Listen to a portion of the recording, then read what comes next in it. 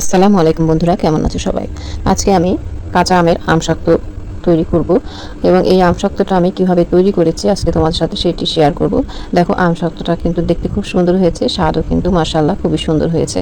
তো এটা আমি কিভাবে তৈরি করেছি আজকে তোমাদের সাথে সেটাই শেয়ার করব। তো প্রথমে আমি নিয়ে নেব কাঁচা আম। এখানে প্রায় 1 কেজির মতো আম আছে। প্রথমে আমি আমগুলো ভালো করে ধুয়ে পরিষ্কার করে নিয়েছি।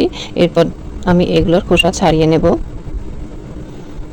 জাস্ট আমি খোসাগুলি ছাড়িয়ে নেব।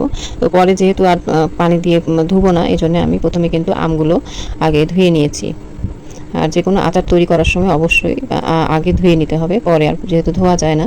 তো আমি এটাকে ভালো করে ছোট ছোট পিস করে নিয়েছি। যেহেতু সিদ্ধ করব আর আটিটা শক্ত হয়ে গিয়েছিল জন্য ঠিক এইভাবে আমি কেটে নিয়েছি। তো আমার সবগুলো আম কাটা হয়ে গেছে। আমি এই চুলার উপরে দিয়ে দিয়েছি সামান্য একটু পানি দিয়ে, যেহেতু সিদ্ধ করতে হবে। তো দেখো, আমি একটু দেখিয়ে দিচ্ছি কেমন সিদ্ধ হয়ে গেছে। জাস্ট আমি এখন একটি ছাঁকনি দিয়ে এই আমগুলোকে তুলে নেব আলাদা পাত্রে। এটা কিন্তু সিদ্ধ খুব সুন্দর হয়ে গিয়েছে। আমি শক্ত আঠিগুলো নেইনি, যেহেতু আমি শক্ত আঠি এগুলো আমি চেলে নেব এখন, এই জন্য আমি শক্ত আঠিগুলো নেইনি। তো এখন আমি এগুলো চেলে নেব। তোমরা চাইলে প্লাস্টিকের যে চালনিগুলো পাওয়া যায় সেগুলো দিয়েও চালতে পারো। তো আমি এই চালনি দিয়ে চেলে নিয়েছি। এই চালনি দিয়ে চালার জন্য এর গোলাটা যেটা তৈরি হয়েছে খুবই স্মুথ হয়েছে।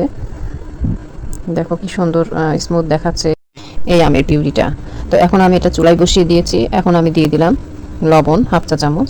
এবার দিয়ে দেব 3 টেবিল চামচ চিনি এবং দিয়ে দেব চিলি ফ্লেক্স। জাস্ট এটা দিয়ে এখন আমি এটাকে ভালো করে জ্বালিয়ে নেব। যেহেতু আমি এখন চিনি দিয়েছি, চিনিটা সামান্য একটু পানি ছেড়ে দিবে। জাস্ট একটু ভালো মতো জ্বালিয়ে নিলেই হয়ে যাবে।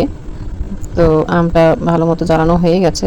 এখন আমি এতে সামান্য একটু রং ইউজ করব। আসলে রং ইউজ যার যার ইচ্ছা, তুমি করলে করতে পারো, নাহলে না করতে পারো। তো আমি একটু রংটা ম্যাঙ্গো কালার আনার জন্য রংটা দিয়েছি। তো আমি দেওয়ার পর মনে হলো যে কিছুটা কম হয়ে গেছে, আমি কিছুটা আর একটু বেশি একটু রং দিয়ে দিলাম। তো দিয়ে এটাকে ভালো করে জ্বালিয়ে নেব। ব্যাস, আমার হয়ে গেছে রান্নাটা।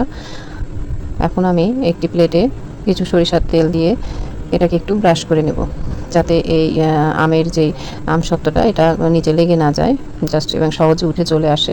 তো এখন আমি এই আমের পিউরিগুলা একটি প্লেটে দিয়ে দিলাম। আমি এখানে 2টা প্লেটে দেবো। এখানে জাস্ট আমি আগে একটা প্লেট দিয়ে দিলাম। তো এটাকে আমি ট্যাপ করে করে চারিদিকে আমটাকে ছড়িয়ে দেব, যাতে চারিদিকে সমান হয়, একদিকে উঁচা এবং একদিকে নিচা না থাকে। তো এটাকে আমি ট্যাপ করে করে সমান করে দিয়েছি। আমি এখন আর একটা প্লেটে বাকি যতটুকু আম ছিল ততটুকু নিয়ে এখন আমি এটাকে আবার ঠিক ওভাবেই আমি ট্যাপ করে করে সমান করে নেব। দেখো, আমার 2টা প্লেটই হয়ে গেছে রেডি। এখন আমি দেখো রোদে দিয়েছি। যদি কড়া রোদ পায় তাহলে কিন্তু 2 দিনেই এই আমসত্ত্বটা শুকিয়ে যায়। তো আমার আমসত্ত্বটা শুকিয়ে গেছে। দেখো কত সুন্দর দেখাচ্ছে।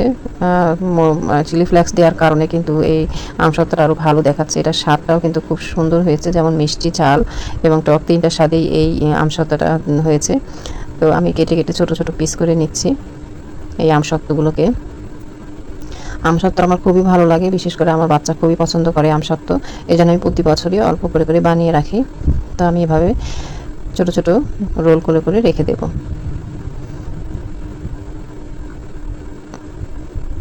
হয়ে গেছে আমার আমসত্ত্ব সব রোল তৈরি করা। দেখো বন্ধুরা কেমন সুন্দর দেখাচ্ছে। আসলে যেমন সুন্দর দেখাচ্ছে টেস্টটাও কিন্তু ঠিক ততটাই হয়েছে। তো বন্ধুরা, তোমাদের যদি আমার এই ভিডিওটি ভালো লাগে তবে অবশ্যই লাইক, কমেন্ট এবং শেয়ার করে পাশেই থাকবে এবং নতুন নতুন ভিডিও তৈরি করার আমাদের উৎসাহ যোগাবে, যাতে আমরা তোমাদের নতুন নতুন ভিডিও উপহার দিতে পারি। ধন্যবাদ।